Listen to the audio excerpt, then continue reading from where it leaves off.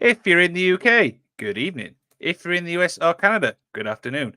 And if you happen to be in Australia or I good morning. I have to do that every single week, and sometimes I'm always questioning myself, you know what I mean? Oh dear. On today's show, I speak to a guy who's worked in Progress, 1PW, Rev Pro, NGW, and many more. Basically, what I'm saying is he's worked everywhere. Am I right there, Scott? Yeah, you are on that one. But first, intern, roll the intro.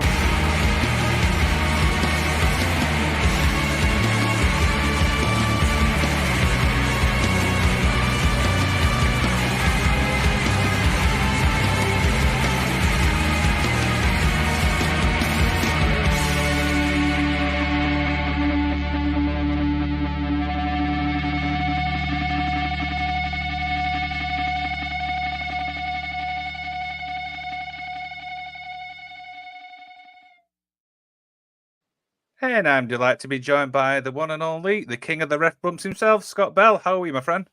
I'm well, thank you. Thank you for having me. I appreciate it. Not a problem. I mean, how's the week been? All right? Yeah, not too bad. I was a bit under the weather last week, as you know. I was about to reschedule, but apart from that, I'm back to fighting form, which is good. Yeah. Like I said, it was supposed to be last week, but the funny thing was, I was going to message you myself saying, "Can we reschedule?" Because I felt ill, but you kind of bet me to it, so it was kind of funny. I felt like death warmed up that day. I couldn't Yeah, have done anything that day. yeah. I think there was a bug going around, and obviously it got a few people. But you're fighting fit now. You're obviously back, and yeah, I mean, what can we say? I mean, doing anything exciting this week, or is it just work as usual? Work as usual. I'm off to a stag do this weekend, and then back to wrestling next weekend. So I've got a little bit of break from it this week, but back to it next week. But yeah, Of mainly course. work. Mainly work. There you go. There you go. So yeah, I mean, purpose of today's show is it's more about you, really. It's not about me personally. We've got loads of stuff to go through. I say this to all my guests: is if there's anything on this list you don't want to talk about, you just say next question. We move on. Does that sound all right? Yeah, that's spot on to me. So I want to start off. Obviously, a lot of people like when they're younger say, "Man, I want to be a wrestler," but not many people say they want to be a ref. So go ahead. How did this all start? Being the ref? So I wanted to be a wrestler. So I started training back in 2017 with a mate of mine from the town that I live in, he's now also a wrestler. Wrestles for like FFW, and he's called Benjamin Quill as his ring name.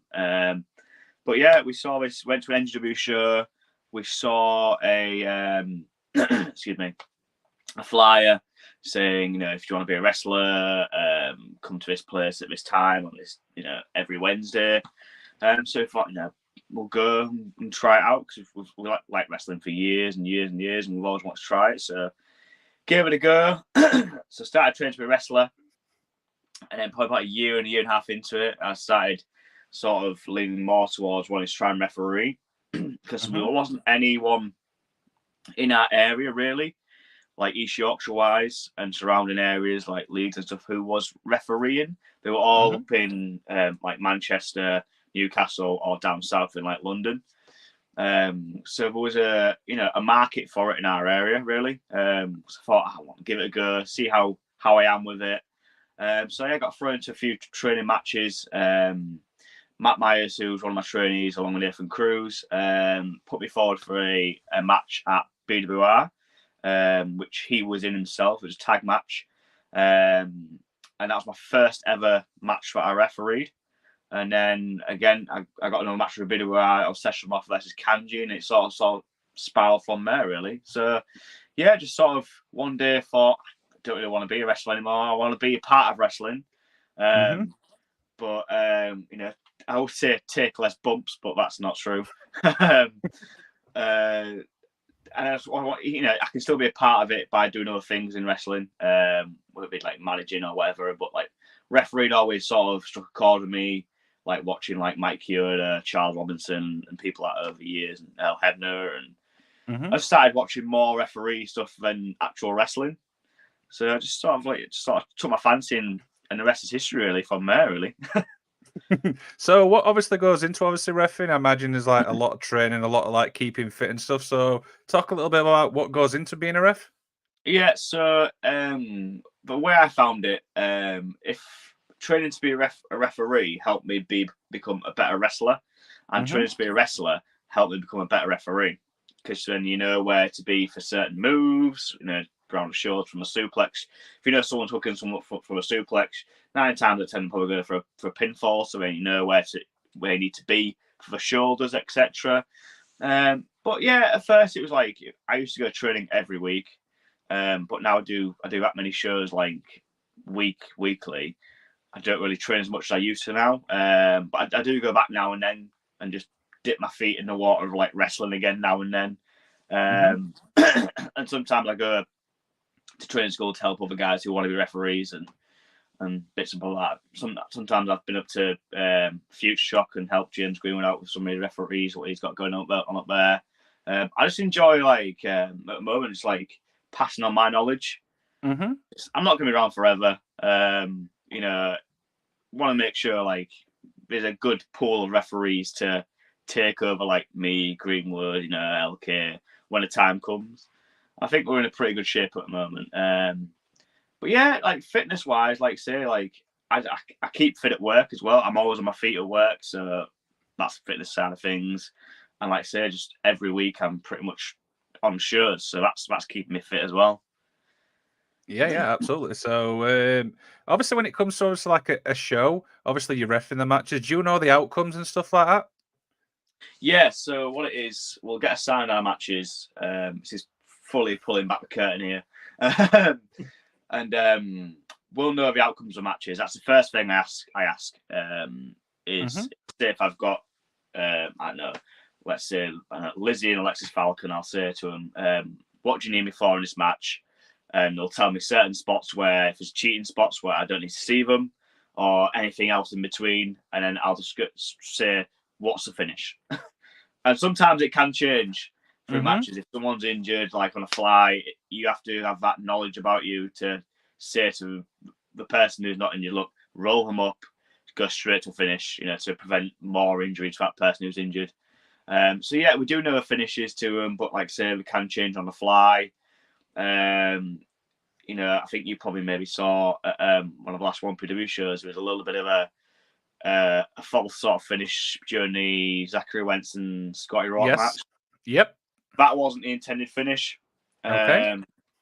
But it's just one of them things. It can change on the fly. I've had it done to me before where I've been on Botchamania for it.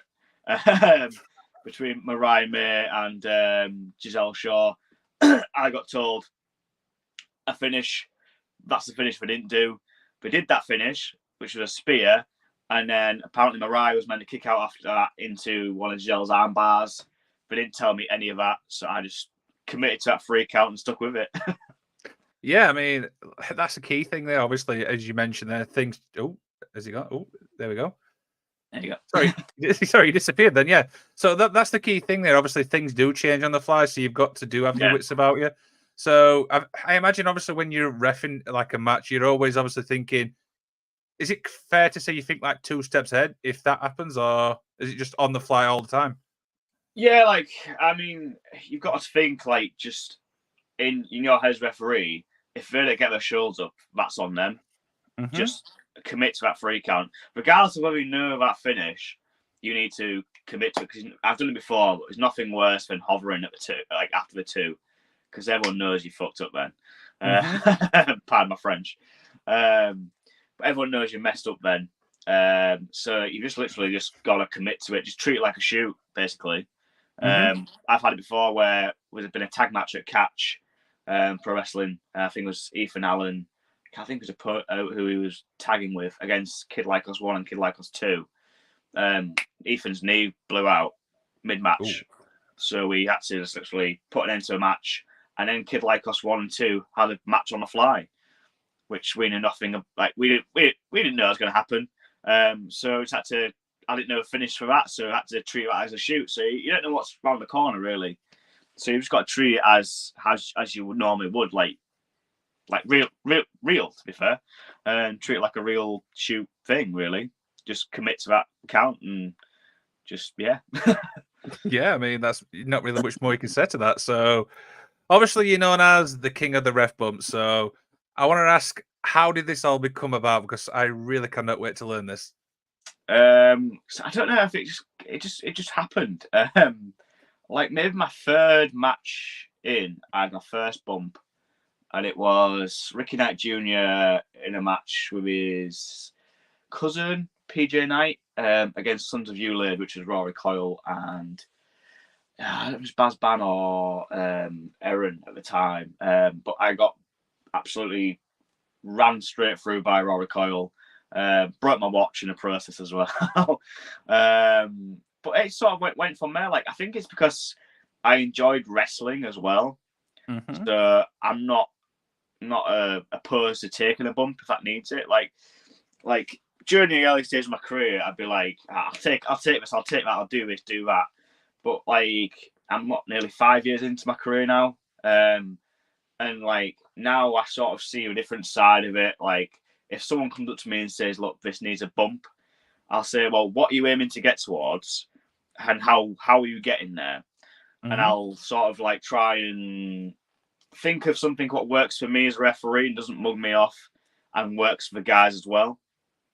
Mm-hmm. So if it's just for the sake of it, I'd be like, well, no, can we maybe try this and we'll go there with this and that, and rather just for the sake of a bump, it needs to have something behind it.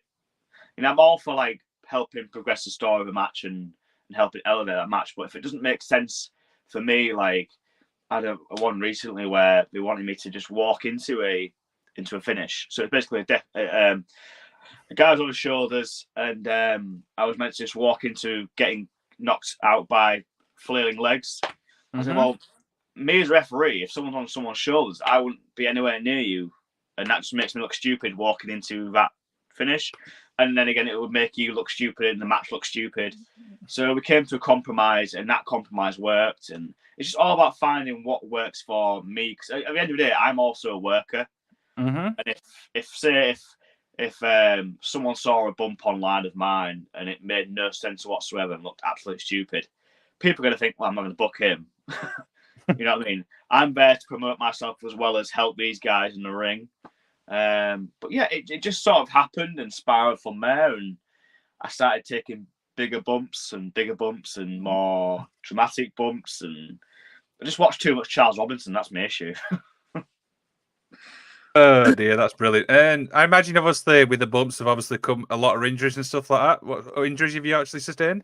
I've hurt my wrist. I've hurt a few fingers. I had a massive gash to my face from one of the bumps, which is more recently with Ricky Knight Jr., Will Cruz, and Miles Kamen at BWR, where the Miles in the corner in the goals position, and Ricky and Will both had a leg and an arm each of mine, and then ran my head straight into. Do you mean that? That's the one. Ran my head straight into Miles's undercarriage, but Ricky had a cast on, and when he did that, his cast scratched a hole in my face. So I had a massive gash down my face. Other injuries, luckily, touch wood, I haven't been injured that much. I got injured during a match that I did for BWR. I was against Big Hoss Rogan in the Evo tournament for BWR, and Matt Myers was referee. And at the end of the match, I knew that Matt was going to hit me with something because he was heel. We planned a DDT.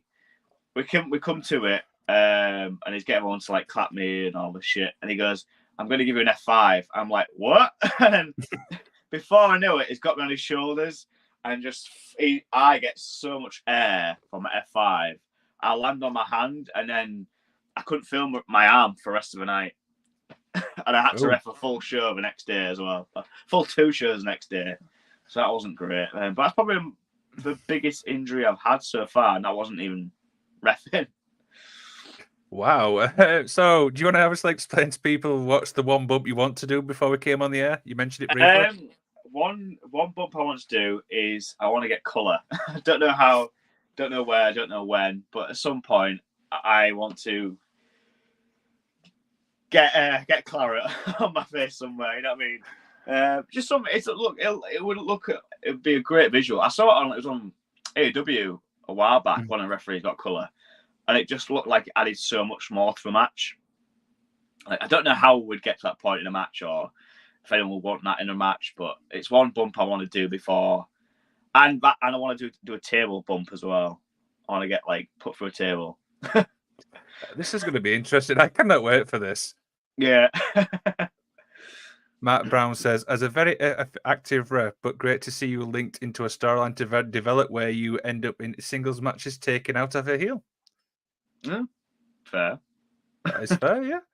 So, obviously, we mentioned you've worked in obviously loads of promotions for obviously throughout the UK. Is there a different approach for each promotion? So, for example, is it a different approach for Rev Pro to like NGW as an example? It was at the beginning, like the start for me, because it was like bigger promotions, and you've always got them when you've got like History Rev Pro and like Progress and 1PW have got behind them. It elevates it for me, and the nerve because. But I don't really get nervous much anymore before shows. But like for big shows like that, the nerves are kicking in. Like I did the Victoria Warehouse show for Rev Pro, and that was a big one for me because I've seen Progress in there like years beforehand. And when I did the Progress shows, like I'd been to that venue so many times to watch Progress, and it was like a full circle moment for me. Like finally been in that venue where I'd watched Progress so many times and actually working for Progress as well. It's a different vibe, it's a different crowd as well. Like NGW is more family friendly, it's more kids. Like BWR, Progress and Rev Pro, it's more adults and more smart marks, shall I say? A lot of people like to count ahead of you and shit like that, try and put you off.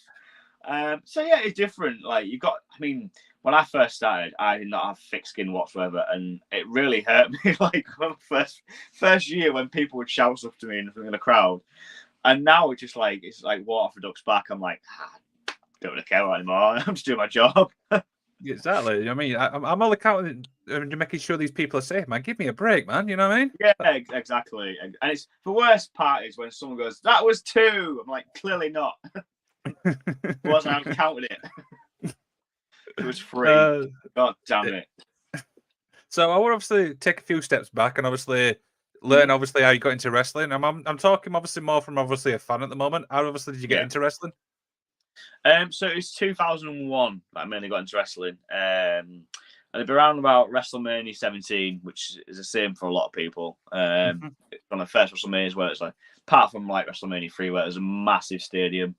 It was just something that caught my eye, and I used to watch it on Channel 4 quite a bit. So you watch Heat and then the pay-per-view straight after it. And then like my dad bought my first wrestling video, which was the Best of Raw Volume 2, I think. And then I sort of fell in love with it from there, really, and just started watching it from there. So like 2001 onwards, I had a bit of a brief period in between, like maybe like 2009, 2010, where I sort of came off it a bit. And then got back into it. And then since I started refereeing, I don't really watch wrestling anymore. It's bizarre, I know. But when you see so much of it and you're a part of so much of it, like week in, week out, you really, I just don't really watch as much as I used to do. I keep up to date, like highlights and stuff like that, but like I don't really go out my way to watch like full shows and stuff. Yeah, and some fans obviously say that there's so much wrestling to watch now, it's impossible to keep up. Yeah, like back when it was like we had Raw on the Mondays or Thursdays in the UK on Sky Sports, and then you had SmackDown on Sky One on Saturdays. Like that's 2 shows you'd look forward to every single week, and then now it's like so much content you just don't know what to watch and keep up with. Like I don't really know half the roster these days. That's how bad it is. Like I went to watch Money in the Bank, and I didn't know quite a few people who were on the card. Same with Clash at Castle. Like, I knew majority of them, but like some people I'd like never really heard of. But I just don't really like. I watch it differently as well now. I'm part of the business. Like you look at it from a different point of view. In a way, you watch the match, and then it's hard to explain. But once you've like trained to be a wrestler, you watch things so differently. Like you pinpoint certain parts of matches and stuff like that. It's bizarre, but yeah. Yeah, and I think that's the key thing there, obviously, from the podcasting I do is I know obviously watch wrestling from a different point. I used to watch for entertainment.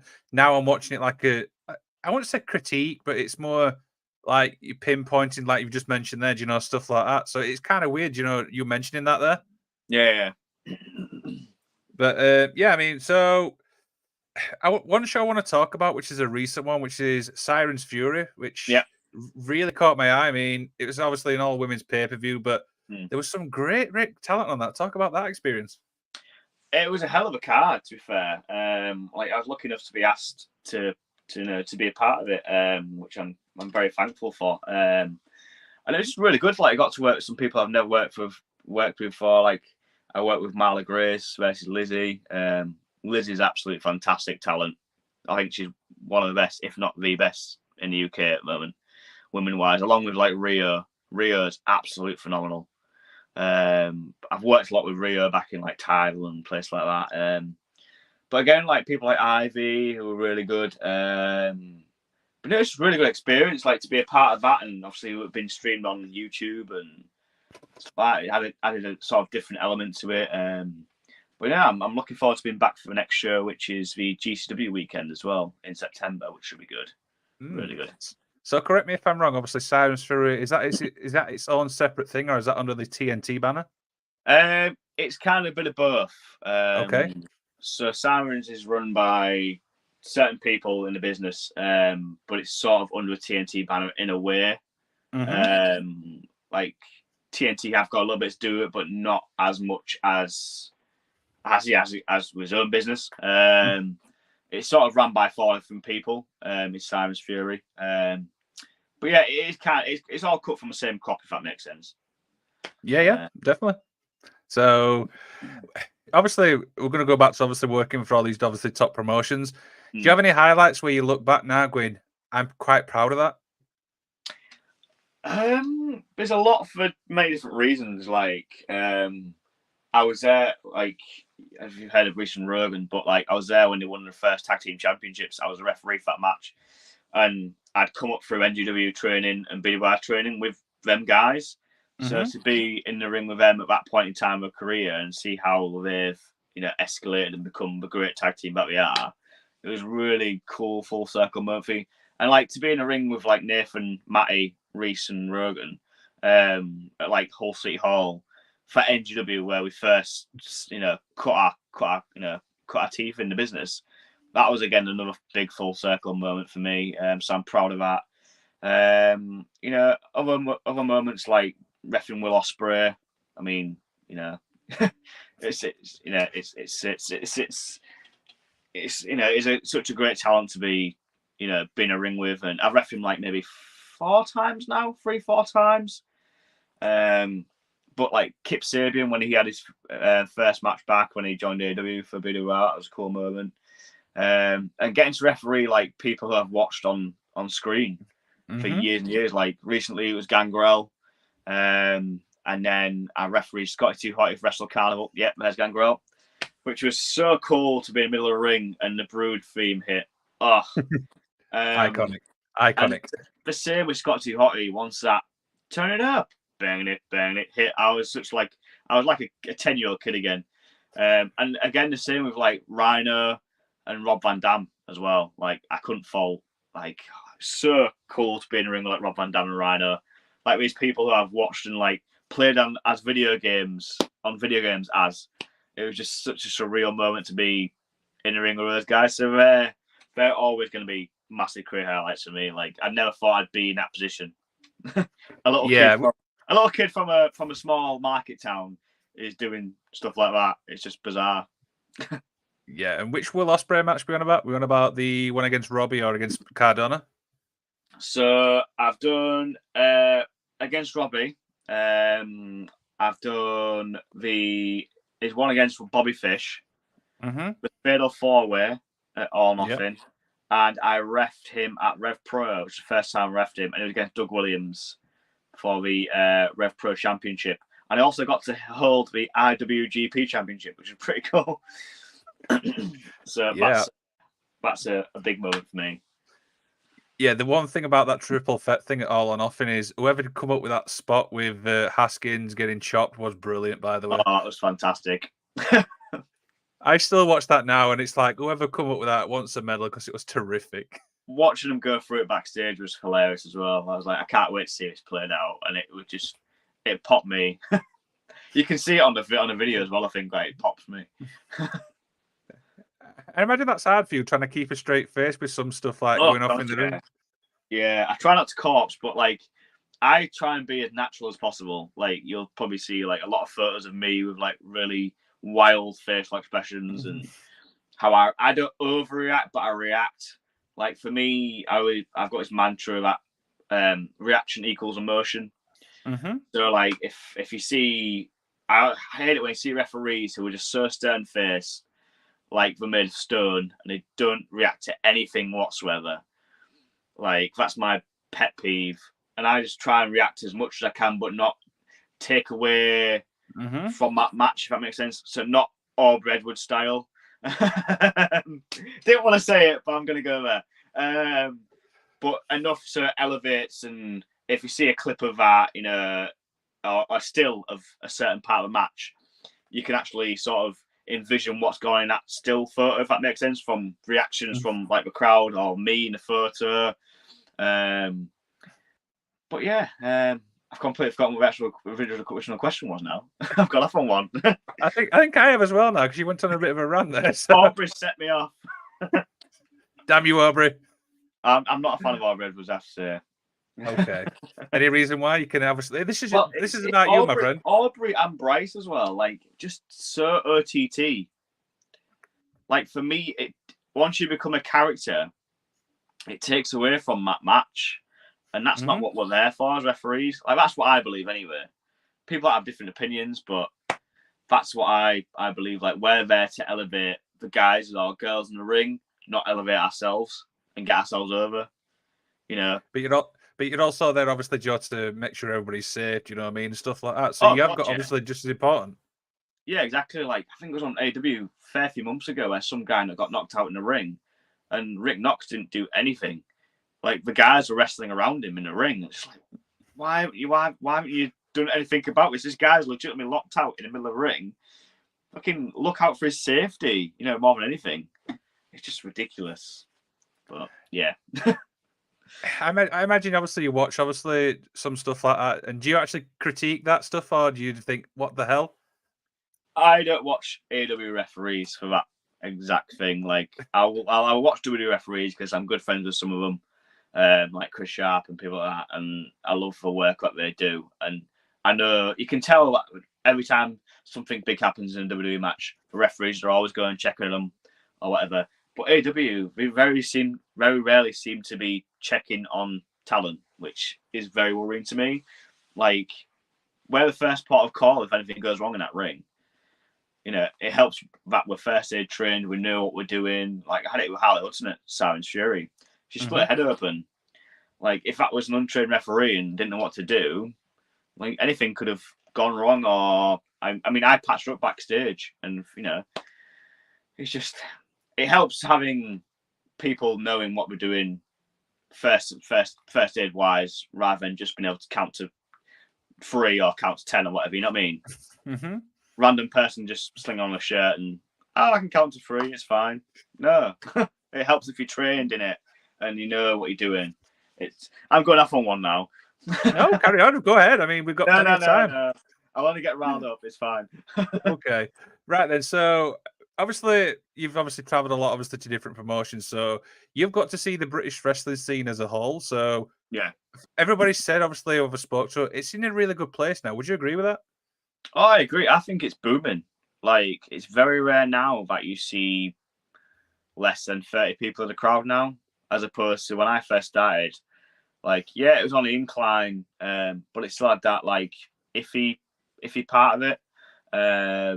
Like, I think it's on a whole new level now. You see, most shows are sold out, and it's great to see. You know, people, especially in this like cost of living crisis that we're all going through at the moment, people are still wanting to part, you know, ways with you know hard-earned money and come watch some wrestling, which is, you know, we're all grateful and we all appreciate. You know, I think wrestling's one of them things where it's an escape as well. You know, it's got everything.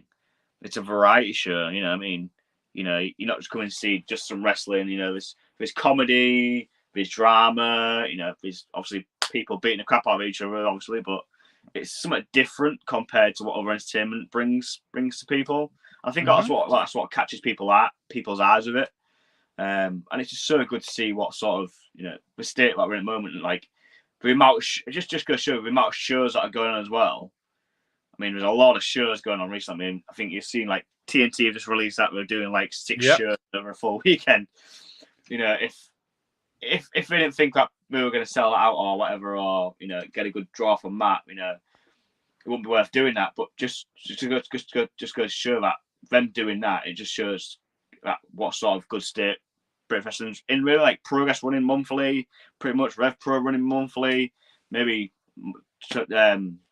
twice every a month, whatever. And it's just really good to see where we're at the moment, and I hope it stays like this. Yeah, the one thing obviously I like as well is you've got a core of wrestlers. Obviously, like as an example, Lizzie, Session, Harley Hudson. That's just three who come to my mind. They're in these different promotions, but fans for obviously throughout the UK are getting to see these like regular talent. Would you agree with that? Oh yeah, definitely. I mean, a lot of places now have got the same talent, but they're pitching them against different people, and that's what people want to go see. Want to go see this certain person against this person, and it's just that variety of it again. Like I think we went through a period at one point where it was like two people having the same match everywhere, and then people were getting just sick of it. But now we've got such like great talent coming through the ranks. You can pitch people like Lizzie against younger talent, and it elevates that younger talent because you've got someone like Lizzie Eva. Ever, should I say? Not Eva. She'll kill me for that. And it just helps the business as a whole. Like we're all there for the same thing and to help one another, really. Just to keep this boom on the incline, really. Yeah, definitely. So a lot of people, obviously, in other countries are going to be watching this. For them people listening, who would you obviously recommend going checking out from the UK scene? Oh, so many at the moment. Obviously, Leon Slater, but he's like global now. He's absolutely insane. For someone who's only 18, it's absolutely insane how good he is. And that's a credit to like Liam Slater, who his trainer is, because Liam's phenomenal as well. But like Reese and Rogan, who are such a great tag team. You see so many tag teams now who are sort of just put together and they don't know any psychology behind the tag team match itself. Them two are just like two old school bruises, like watching old school WWF with them guys. They know what they're doing. They work so good as a unit. Up and comers, you've got people like Hardman Dan from like my area and Jack Maxwell, who are going to be everywhere before long. I guarantee it. Any more off the top of my head? There'd be so many. I can't think of any at the moment, but there's so many. Like Yorkshire itself is absolutely booming for talent. Like it's incredible. The amount of talent coming through Yorkshire at the moment, like through PPW, BWR, and places like that. But there's just so many to sort of reel off the top of my head, like, but just them to name a few, really. Yep, absolutely. So I've got a little sidebar here because I saw this obviously on your Facebook. You're a bit of a Batman fan, I believe. Just a little bit. Like I'm tatted. Like I've got Michael Keaton on my arm there. I've got the Batmobile up here, and as you can see behind me, I've got Batman everywhere. Yeah, I've sort of I got into it through like my dad because we used to watch the 60s TV show together. And then he bought me Batman '89 on VHS when I was probably too little to watch it. But I just fell in love with it from then on. Like especially with Michael Keaton movies, like Batman Returns is probably my favorite movie of all time. But the Tim Burton ones, that's why I've got the Tim Burtons on my arms. Yes, I'm a massive Batman fan. Like a lot of my room, what I'm in at the moment, is Batman. If it's not Batman, it's Undertaker. And that's about it, really. Like I'm just a massive Batman mark. I was going to say, who's your favourite Batman who obviously played it, but I think you've just kind of just answered that already. Yeah, Michael Keaton all the way. I like Val Kilmer. And to be fair, one of my favourite suits is in Batman and Robin. Like, that's controversial, I know. But, like, the suit at the end, I've got a Pop Funko figure up there of it. The suit at the end where it's, like, blue and silver. That's one of my favorite suits of all time, as well as the Sonar suit from Batman Forever. Like they're two of my favorite suits. But yeah, Michael Keaton all the way. Like I was in my element when I went to go see The Flash with him in. It was good. It was good shit. But yeah, Michael Keaton all the way, hands down. Who's the worst? Who's the worst Batman? The worst Batman, I'd say George Clooney. I quite like Ben Affleck as Batman, and I quite like Robert Pattinson as Batman. I really liked his portrayal of Batman, but just because it's Batman and Robin, I'd say George Clooney. I would say Kevin Conroy is one of my favorite Batmans. Obviously, Batman animated series, it still holds up today as one of the best animated series ever made, in my opinion. Just his voice, it's iconic. And the same with Mark Hamill as Joker. Like, I think Mark Hamill's my favourite Joker. I know I've got No, it's going to be Ledger. You know, it's going to be Ledger. Like, Ledger's really, really good. But, like, it's what I've, like, going to put, like, I've got, like, Jack Nicholson on my arm here. And I've got Mark Hamill on my chest. So, like, I loved Heath Ledger as Joker, but for me, it's always been Burton or animated series. But I absolutely love The Dark Knight. Like, I wasn't overly keen on Batman Begins. I like it better now. Like, I watched it a few times, but I wasn't keen on Dark Knight Rises. Like, for me, Dark Knight's the pinnacle of that trilogy. Yeah, no, I agree there totally. So we're kind of agreeing on something there. So we've got a couple more questions as we begin to wind down. So the question I've got here is, what do fans not know about refs in overall? Oh, overall. So I think the greatest thing that fans just think we're there for is just to count the 3 or the 10, if people want to be pedantic. But we're there for so many more reasons. Again, we've touched on we're there for safety. We're there for timekeeping. We are there for passing messages from one wrestler to another, which, you know, again, like if we don't know what's coming in the match, I'll go to a wrestler, they'll tell me what's next. I have to then pass that message on to the wrestler. Helps to flow the match better. But yeah, we're mainly there for safety. And we're there just to help that match and elevate a match. Like I touched on, like the emotion side of it and just react to it.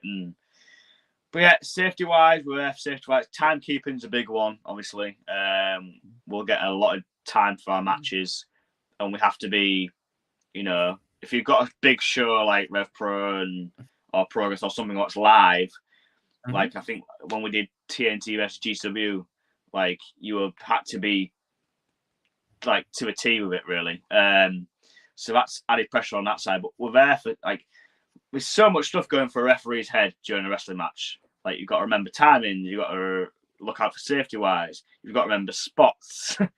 It's just, it took me a while to get around it. I don't think until I was maybe about a year and a half in, I didn't really actually get it and click with it.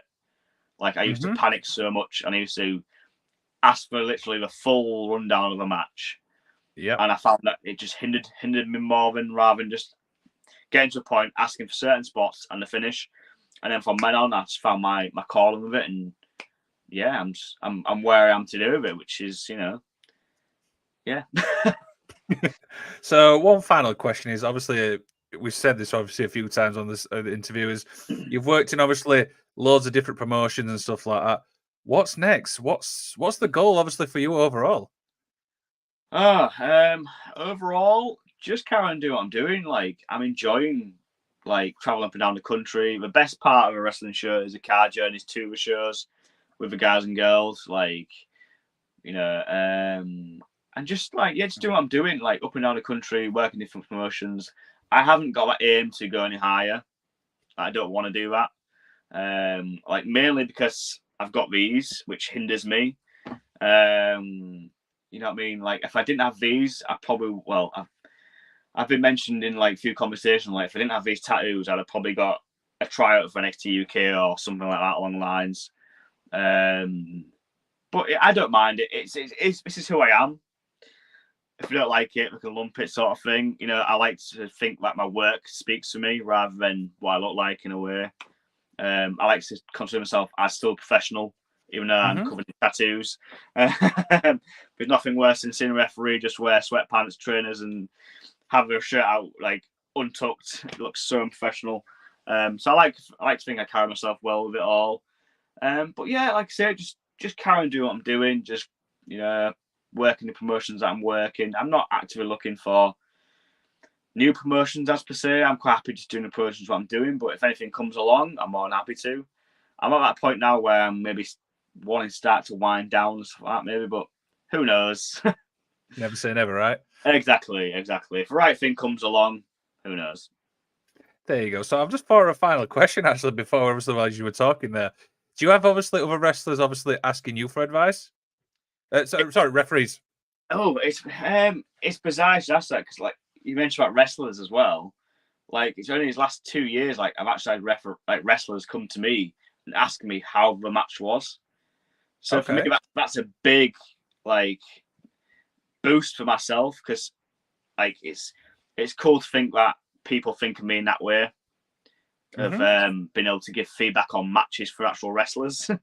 But I suppose I've seen that many different types of wrestling and wrestlers and whatnot. But referees, you get a lot of referees now. Now that I know who I am and I've been around a bit, especially like the up and comers. Like I work with a guy called Danny Marks, who's based like Lincoln and Leicestershire way. He works like FW and Resurgence. He's always sending me match footage, and I'm always critiquing it for him and seeing how we can get better. And when I work with him, I'll always ask for feedback on the matches in a night. And say if he's done a match and I've given feedback from that match before an interval, and he'll go out to another match after the interval, I can always tell that he's put what I've said to good use and thought about it. And I really Mhm. appreciate that with guys who want to do that and want to better themselves because you get a lot of people who ask for advice, and you can tell we're just asking for it because I'm there, but they aren't Mhm. necessarily listening to it. It's going in one ear and out the other, and then they aren't taking it on board and then trying to bet themselves. Like I was in their position once, and I just asked feedback from anyone and everyone, no matter how good it was or how bad it was. I found I got better from the worst feedback.